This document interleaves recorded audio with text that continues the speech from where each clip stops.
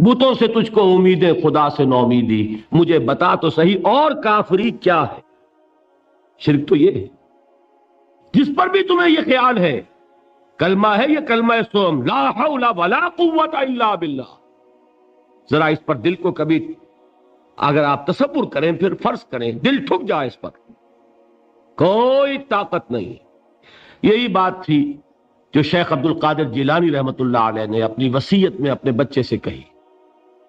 11ویں دینے والے ہیں، لیکن حضرت شیخ عبد القادر جیلانی کی وصیت اور تعلیمات کو کتنے لوگ ہیں جو جانتے ہو؟ یہ جن مقامات تک پہنچے ہیں وہ کس چیز کی بدولت پہنچے؟ انہوں نے جو پیغام دیا وہ کیا تھا؟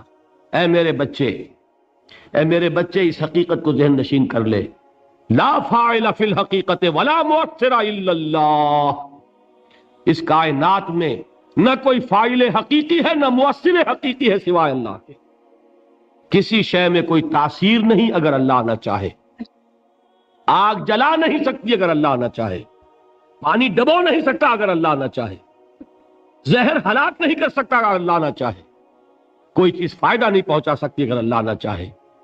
تو در در پہ کیوں سر جھکاتے ہو؟ در در پر کیوں جبیں سائی کرتے ہو؟ سب کے سامنے کیوں ہاتھ پھیلاتے ہو؟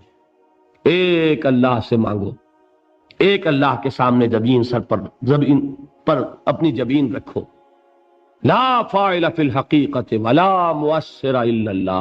نظر آتا ہے ہمیں کہ پانی پیاس بجھا دیتا ہے، پیاس بجھانے کی صلاحیت پانی میں نہیں ہے، اللہ کے اذن سے۔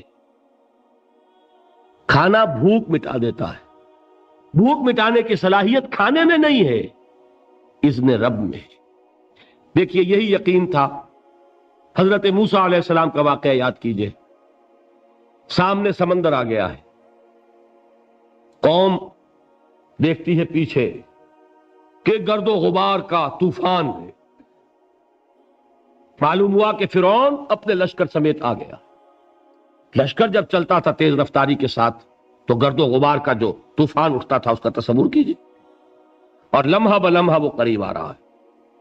پوری قوم نے کیا کہا؟ اے موسیٰ انا لمدرکون، اے موسیٰ ہم کو پکڑے گئے۔ قرآن مجید نے تو یہاں وہ باتیں نہیں لکھی ہیں، لیکن تورات میں یہ درج ہے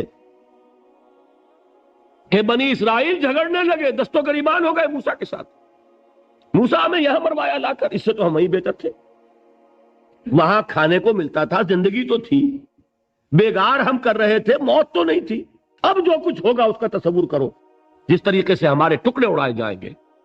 تو لڑ رہے ہیں حضرت موسیٰ علیہ السلام سے، یہ تورات کی تفصیل ہے۔ قرآن میں صرف اتنا آیا ہے، پریشان ہو کر انہوں نے کہا انا لمدرکون، موسیٰ ہم تو پکڑے گئے۔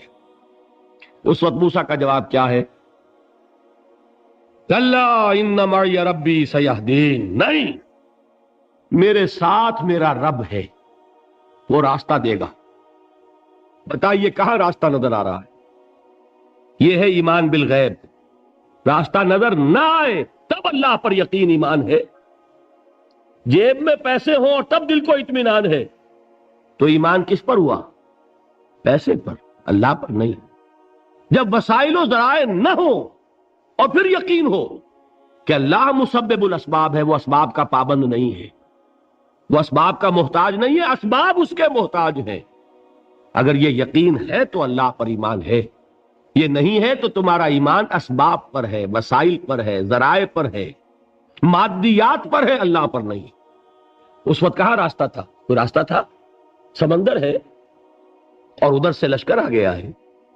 کلا ان معی ربی سیہدین۔ اب دیکھیے ایمان کہہ دینا آسان ہے، ہوا معکم اینما کنتم، جہاں کہیں بھی تم ہوتے ہو اللہ تمہارے ساتھ ہوتا ہے، لیکن اس کا یقین قائم ہو جائے تو زمین و آسمان کا فرق واقع ہو جائے۔